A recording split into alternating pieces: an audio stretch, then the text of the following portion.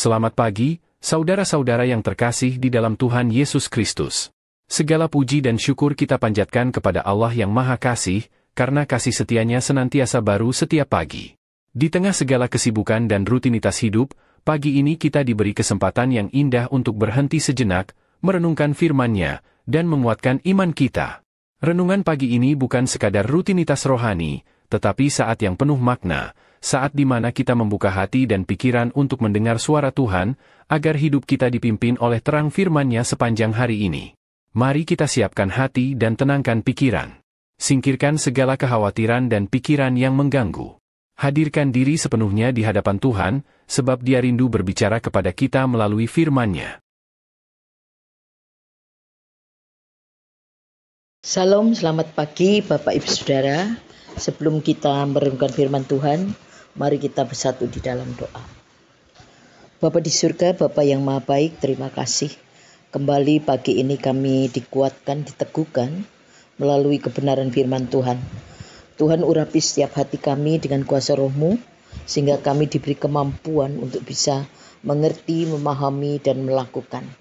Demikian juga untuk hamba-Mu Tuhan. Tuhan urapi dengan kuasa Roh-Mu. Dalam nama Yesus kami berdoa dan mengucap syukur. Haleluya. Amin. Bapak Ibu Saudara, pagi ini kita akan merenungkan firman Tuhan. Bacaan kita dari Keluaran 36 ayat 1 sampai 7. Sedangkan nats bacaan kita yaitu Keluaran 36 ayat yang kedua.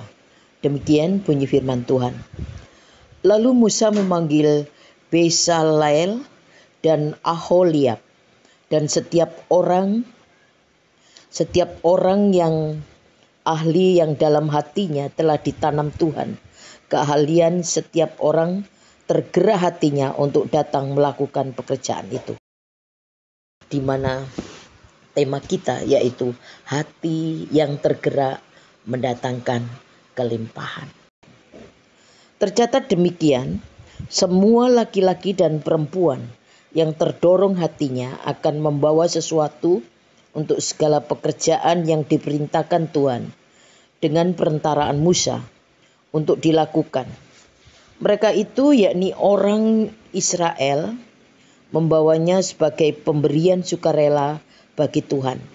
Keluaran 35 ayat 29. Orang-orang Israel ini membawa persembahan dalam keadaan bebas dari tekanan atau paksaan. Mereka memberi persembahan dengan sukarela sebagai ungkapan syukur kepada Tuhan. Persembahan itulah yang menyenangkan hati Tuhan, sehingga mujizat pun terjadi, berkat terus mengalir sehingga orang-orang mengerjakan pembangunan kemah suci berkata, rakyat membawa lebih banyak dari yang diperlukan untuk mengerjakan pekerjaan yang diperintahkan Tuhan untuk dilakukan. Ayat 5. Sampai-sampai Musa harus membuat pengumuman. Tidak usah lagi ada orang laki-laki atau perempuan yang membuat sesuatu menjadi persembahan khusus bagi tempat kudus.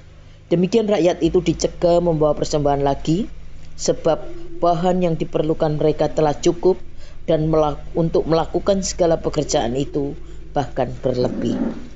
Di zaman Perjanjian Baru, persembahan sukarela ini juga ditunjukkan oleh Zakius. Tuhan, setengah dari milikku akan kuberikan kepadamu, kepada orang miskin. Lukas 19 ayat 8. Persembahan yang tanpa direncanakan, tapi digerakkan oleh Roh Kudus. Demikian juga jemaat di Filipi memberikan persembahan sukarela untuk mendukung pelayanan Paulus. Kini aku telah menerima semua yang perlu daripadamu. Malahan lebih daripada itu aku berkelimpahan, karena aku telah menerima kirimanmu dari Epafroditus, suatu persembahan yang harum, suatu korban yang disukai dan yang berkenan pada Allah. Filipi 4 ayat 18. Persembahan sukarela hanya terjadi karena gerakan atau dorongan Roh Kudus, atau seseorang sukarela atau seseorang.